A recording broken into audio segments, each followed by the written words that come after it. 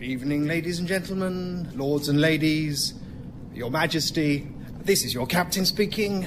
Captain, Wing Commander Sir Arthur Shappy, welcoming you aboard this world record attempting flight around the world.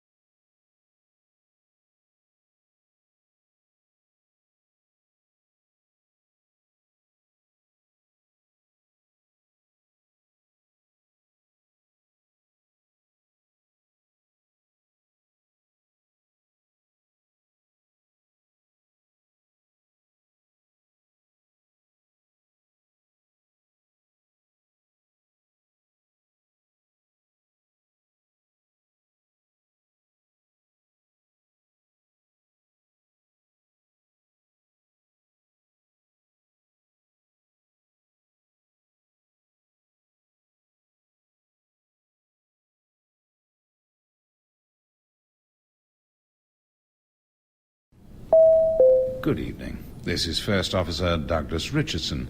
Just to let you know, we're now making our final preparations to fly you to the moon.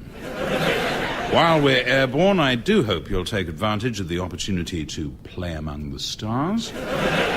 Those of you sitting on the left-hand side of the aircraft should have an excellent view of what spring is like on Jupiter, and on the right-hand side, Mars. In other words, hold my hand. In other words, baby, kiss me. Cabin doors to automatic. Cabin Pressure by John Finnemore, starring Stephanie Cole as Carolyn, Roger Allam as Douglas, Benedict Cumberbatch as Martin, and John Finnemore as Arthur. This week, Cremona.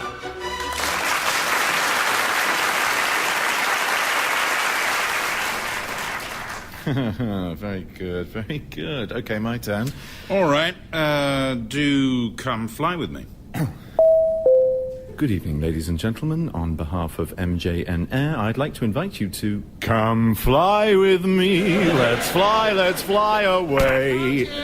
Martin, what on earth are you doing? Carolyn, yes, nothing. What's going on in there? You've been on stand for half an hour. I've been waiting for you in the porter cabin. Yes, we saw your light was on and we thought you might still be there. But you didn't come in. No, we saw your light was on and we thought you might still be there. Well, come in now. I want to talk to you. Well, heaven knows that's not true, but I have things to tell you. Oh, at last. Now then, guess who's got a job tomorrow? I'll give you a clue. It's us. And they called Hitchcock the master of suspense. Anyway, you'll like this trip. You are taking a film star to Italy. A film star? Mm-hmm. Which one? Hester Macaulay. Oh, yes, wasn't she? Hester Macaulay? Good Lord, Arthur, I didn't know you were here. Hester Macaulay, the lady of the lake, in my cabin. What were you doing behind there? And what are you talking about, idiot child? She was Griselda, the lady of the lake, in Quest for Camelot. Oh, was she? Yes, she's the one who tells Arthur to bring her Excalibur. Bring her Excalibur? Surely she gives him Excalibur. How could she give him Excalibur? Excalibur's a person. Right. Keen Arthurian scholars, were they, these filmmakers? Well, I say person. Obviously, it famously turns out he's a vampire. Arthur, there's something on your face. Oh, got it? No, lower. It's hanging off the bottom of your face. It's a sort of huge shelf of bone and flesh, and it's flapping about, making a horrible noise. Will you make it stop? Right, yes. Sorry, Mum. Thank you.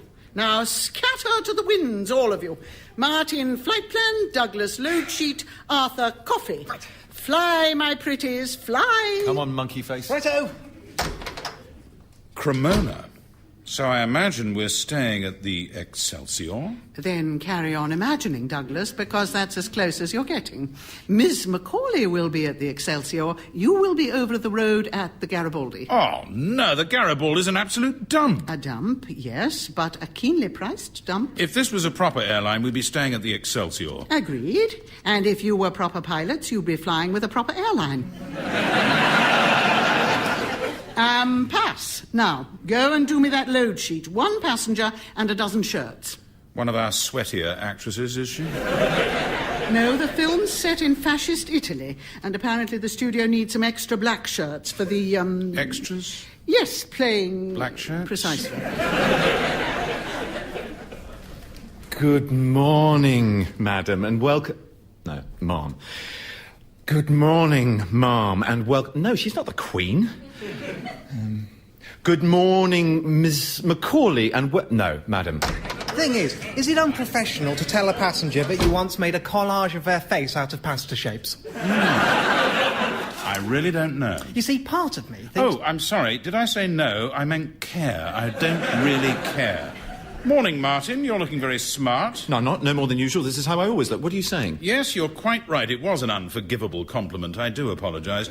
Now then, Arthur, spot test. Oh, great. I love these. What can you tell me about the group of people we passed just now waiting outside the porter cabin? Right. I didn't really notice them. Mostly men, I think. I think one of them had a beard. That's it. There were about 30 of them, all wearing homemade suits of armour and singing a song about a dragon. Yeah, now you say that. Suits of armour? Why on earth? As it was written, so it shall be. Thank you. Yes, thank you. Oh, hello. MJNR? Yes, hello. Good morning, Miss Madam, and Madam Macaulay, Miss Macaulay. Oh, thank you. But please, call me Hester. Yes, the full title's rather a mouthful, isn't it? This is First Officer... I'm Captain Martin Creef, but this is the First Officer Douglas Richardson, the co-pilot. Pleased to meet you, Mr. Co-Pilot. Is that like being a co-star? I suppose it is, yes. Well, not really. I mean, co-star is equal with the other co-star, whereas the co-pilot is junior to me. Oh, yes, I'm sure he is Captain Creef. Oh, please, call me Madam. Martin! Thank you, Martin. I will. And who is this? Hello. I am Arthur. What? I'm Arthur, King of the Britons. steward of the aeroplane. He really is called Arthur. Oh, I'm so sorry, Arthur. I thought you were one of those idiotic fans. Yes. Now, I wonder if I could just have a quick word with the manager? Oh, yes, of course. Just through that door there. Thank you so much, Captain. Martin. Oh, you're quite welcome, Hester. Oh, quite welcome, Hester. Quite. Jealous. Oh, hello. You must be Miss Macaulay. How splendid to meet you. Where's the manager? I want to speak to him. Well, I'm her. Carolyn Knapp Shappy, owner and manager. Right. Then what the hell is going on here? I arrive at what I'm assured is a competent and discreet private charter firm to find the entrance thronged with my fans. Would you call them a throng? Through which I have to fight my own way. I'm not sure 30's a throng. A gathering, maybe. Because no one is there to meet me, to help me from the taxi, to take my luggage, to show me to the... I'm so sorry. I had no idea. We'll make arrangements immediately. Now, may I ask the precise nature of your disability? What? I'm not disabled. Oh, I'm sorry. I thought you said you couldn't get out of a taxi without help. Listen, have you even flown a film star before? We took Norman Pace to Farnborough.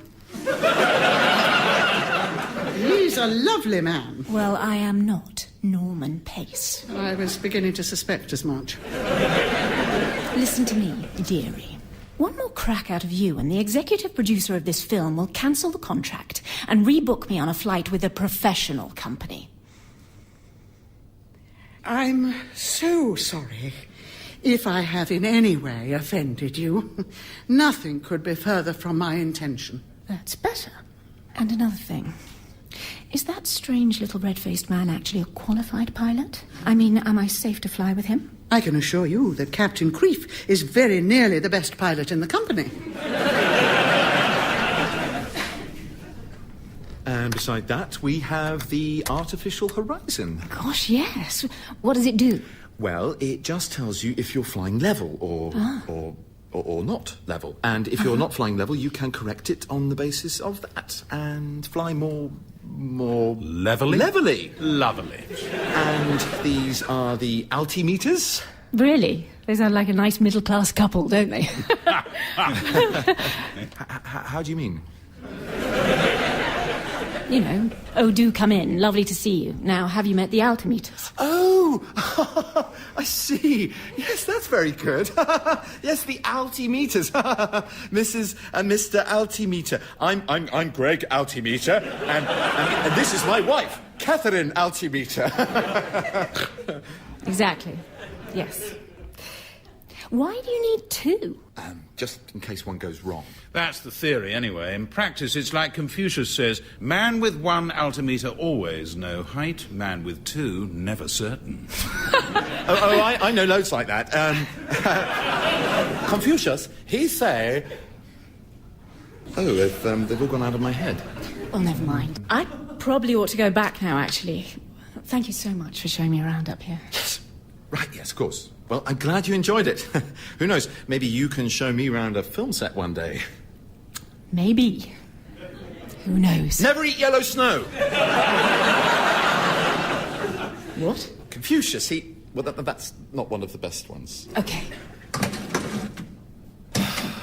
what a lovely woman. Oh, did you like her? You seemed rather cool and distant. Oh, no, did I? Really?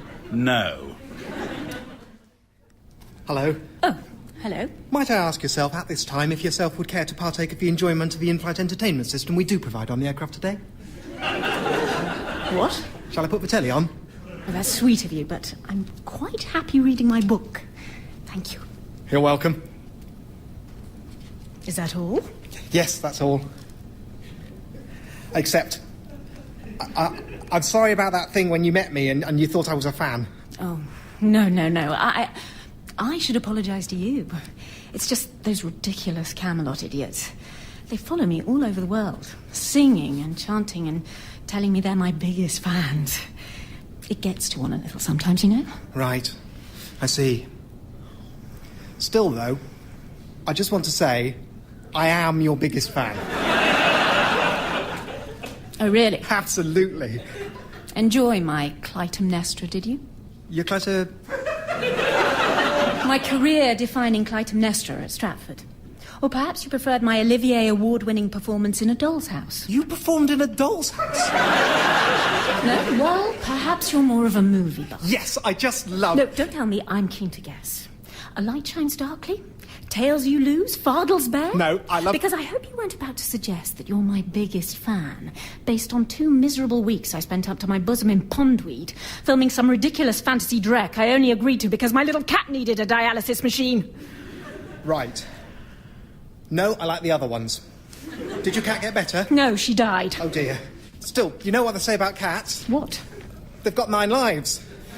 So, maybe she's still alive. Get out of my sight! Righto. Everything all right in here? I'm just getting out of a client's sight. So often the key to a happy flight. Can you please explain to me what the hell is going on here? Difficult book, is it? Not the book. The fact that having assured me I would have no more trouble from my weird fans, you appear to have assigned me one as my steward. I apologise, madam, but can I congratulate you on the hard-line manner in which you dealt with the menace? What? Oh, it's just that so many people, faced with someone shyly telling them they liked their work, would simply have smiled and said, thank you, but not you. You let the bastard have it with both barrels. Well done, you. Listen, it's not too late for me to walk out on you, you know. Yeah, that's true, so long as you can phone your executive producer before we take off. May I just remind you all, electronic equipment must be switched off until after we take off. I am the executive producer. How can I make Madam's journey more comfortable? That's better. I want that Camelot freak kept out of my sight. You can do my stewardessing, and you can start by bringing me a lemon tea. Instantly, madam. Arthur, put the kettle on and dig out those lemon hand wipes.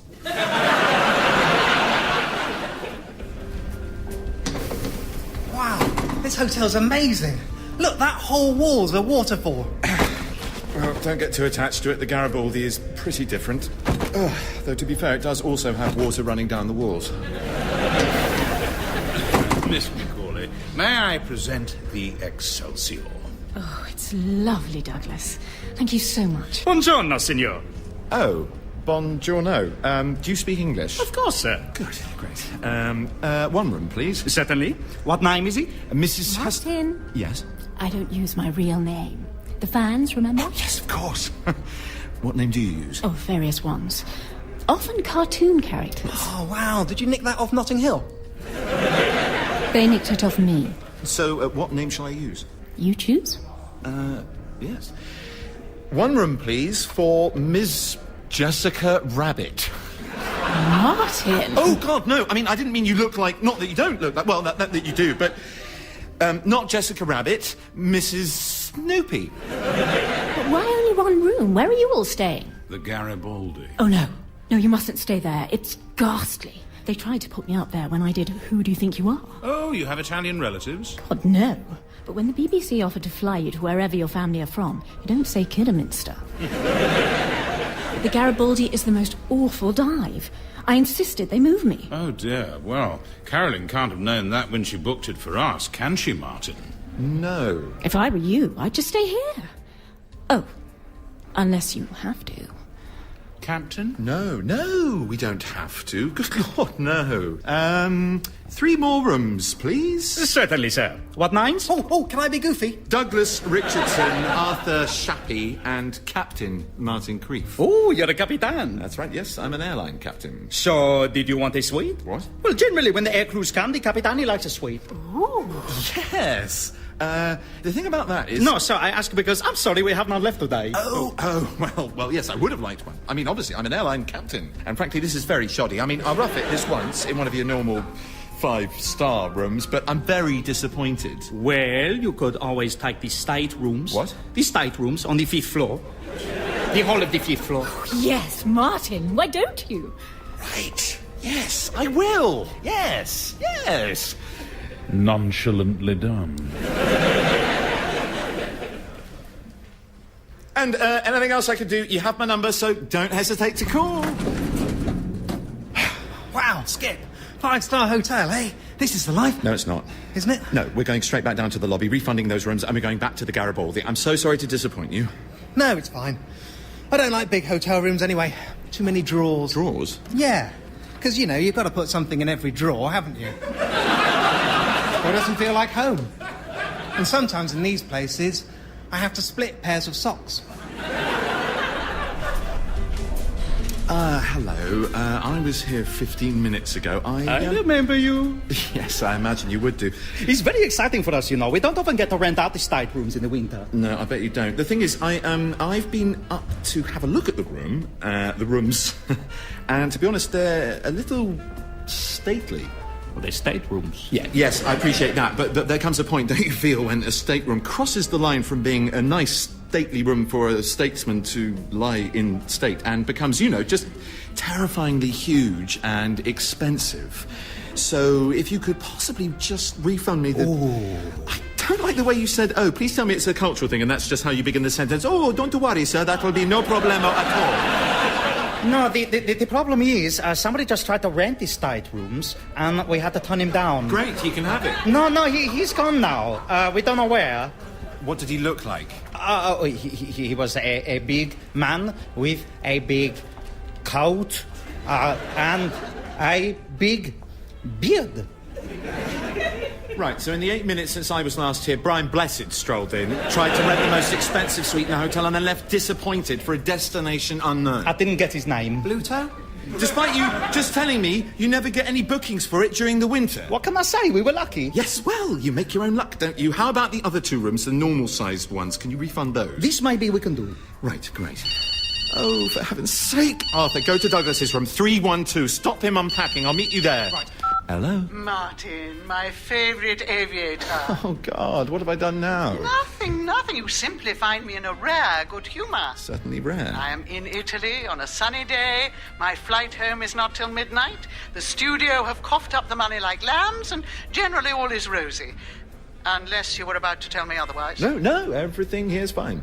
Excellent. Well, such a good mood am I in. I thought I would treat you 3 to dinner tonight. Well, that's very nice of you. And not only that, but at the Excelsior.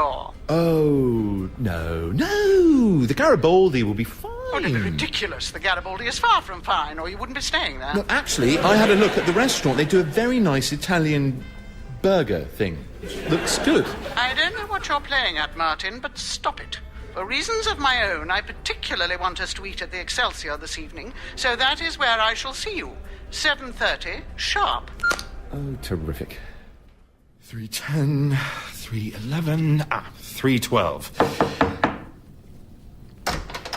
Martin, hello. No. No what? No way. Absolutely out of the question, Jose. You don't know what I'm going to ask. Oh, but I do. Hello, Skipper. Don't worry, I filled Douglas in. Oh, well done. So, if Arthur can be relied upon, which I concede is far from a given, you're going to ask if, to save your skin with Carolyn, I will leave this lovely 5-star hotel room and go to the Garibaldi. Yes. While you stay here in the 5-star hotel's stateroom suite. Well, obviously, I'll have to think long and hard about this one. No. Douglas. Sorry, I like it here. I have 2 fluffy dressing gowns in case one of them goes wrong.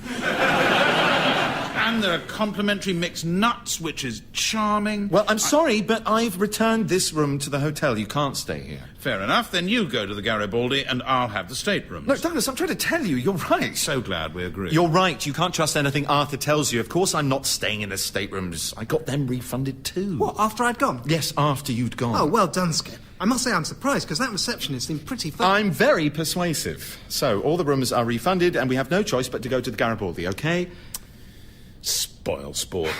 All right, give me 10 minutes. I have things to pack. Can't have unpacked already. I didn't say they were my things. Don't forget the mixed nuts. As if I would. Gosh, it is different here, isn't it? Are those real? No, they're decorative stuffed cockroaches.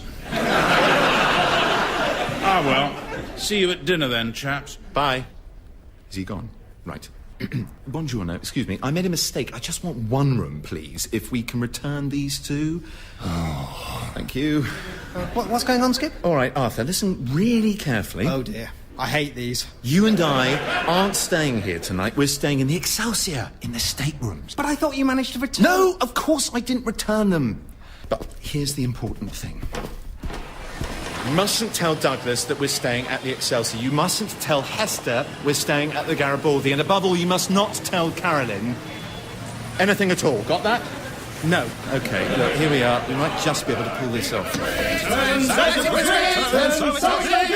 Arthur, you promised me you didn't tell anyone where she was staying. I didn't. Honestly, I didn't. You must have done. Oh, God. Do you think she's seen them?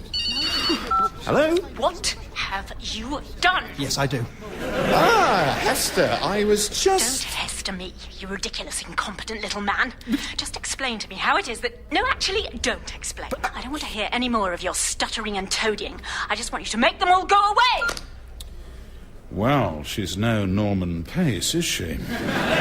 Douglas, what are you doing here? Oh, I saw you beetling off, and I just had a hunch this might be an interesting place to come and have a drink. The Horde of Knights is an unexpected bonus. What am I going to do? About what in particular? About everything. Ah, everything in particular. Well, as I see it, your problems are a vastly expensive non-refundable stateroom suite, a hotel lobby's worth of gormless fans, and a furious actress. Yes. And your assets are a dozen black shirts. What? Well, the answer's obvious, surely. Not to me. Ah, interesting, because it is to me.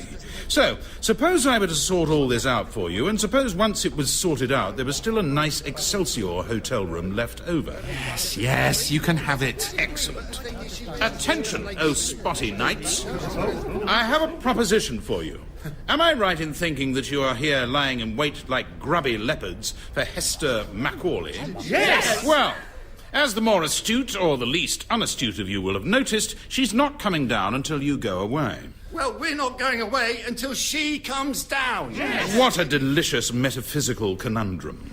And one to which, luckily, I have the answer. I can arrange for 12 of you to not only meet Miss Macaulay, but to actually shake her hand after first washing your own 16 or 17 times, naturally, on condition that the rest of you immediately go a really, really long way away. How do we pick which 12? Well, we could cut cards for it. Oh, come. What sort of opportunity does that give you to demonstrate your strange, unsettling devotion? You mean you want us to fight for it? No. I want you to bid for it. Do I hear, for instance, €500? 500 euros? It seems I do. After you, Miss Macaulay. Miss Macaulay, on behalf of us all at MJN Air, allow me to say how sorry we are for all the trouble and inconvenience you've suffered. Well, so you bloody well should be. Indeed, we bloody well should be, and so we bloody well are. Firstly, let me assure you that the medieval contingent have now been entirely vanquished. And furthermore, in recompense for your suffering, I have been authorized to secure for you perhaps the most luxurious accommodation in Italy, not already Bagsied by the Pope. Behold. Your staterooms. How did you time your speech so that it ended precisely on the ding? I rode up and down the lift a few times practicing. Well, it's a nice room. It is a nice room, and beyond lies an even nicer room, which leads into a frankly astonishing room. And beyond that, an airing cupboard, which I admit is an anticlimax. This is certainly more how I expect to be treated. Well, of course it is. And not only that, but we have paid for the hotel to lay on a team of staff who will be exclusively dedicated to looking after you during your stay. Allow me to introduce your butler. Sadly, none of them can speak any English. Pleased to meet you. Then this is your under-butler, your under-butler, and your under-butler-butler. And this is your chef, your wine waiter, your pastry cook, and your pudding smith. Pleased to meet you. Pleased to meet you. Are you all right? That's Cremonese dialect for the pleasures hours.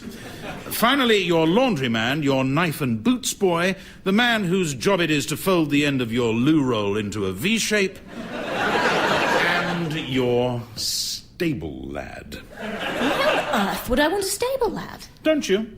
Umberto, you're fired. Oh. Isn't there a maid of some sort? Oh, yes, of course. Umberto, you're rehired. Woo-hoo. Now, all of you, get out. Out! Curious uniform they have. Yes, I rather like it. If I was an Italian hotel manager, I wouldn't give my staff black shirts. Ah, but that's the beauty of it. Gives them an exciting ninja look, don't you feel? It's perfectly simple. Hester stays in your staterooms, paid for by the proceeds of the handshake auction. I stay in Hester's old room here. You stay in my old room at the Garibaldi. And me? Also in my room at the Garibaldi. Brilliant. Bagsy, I get the floor. Why would you want the floor? Are you joking? I sleep in a bed every night. Oh, there's Mum. Carolyn? I thought she was flying home. Not till tonight. She was very keen to take us for dinner here first. God knows why. Carolyn, hello. Martin, what is going on? Nothing. Everything's fine. Hester's happy. The accommodation budget's balanced. Everything is absolutely fine. Where are all the fans? Oh, you heard about that, did you? Yes, well, we did have a momentary glitch with some enthusiasts, but don't worry. We sent them all away. You sent them away? Why on earth did you send them away? They were my revenge. What? Yes. Why else did you think I told them where she was staying? You told them? Of course I told them. As soon as the studio paid up. No one calls me dearie and gets away with it. And then I specifically booked this table for us to survey the mayhem. Douglas, didn't you explain this to him? Douglas explain it? Yes, it was his idea in the first place. Douglas? Mixed nut? That was Cabin Pressure by John Finnemore. It starred Stephanie Cole as Carolyn, Roger Allam as Douglas, Benedict Cumberbatch as Martin, and John Finnemore as Arthur. It also featured Helen Baxendale as Hester, Ali Ahmadi as Lancelot, Rufus Jones as Percival, and Robert Harley as Gawain. The producer was David Tyler, and the programme was a positive production for the BBC.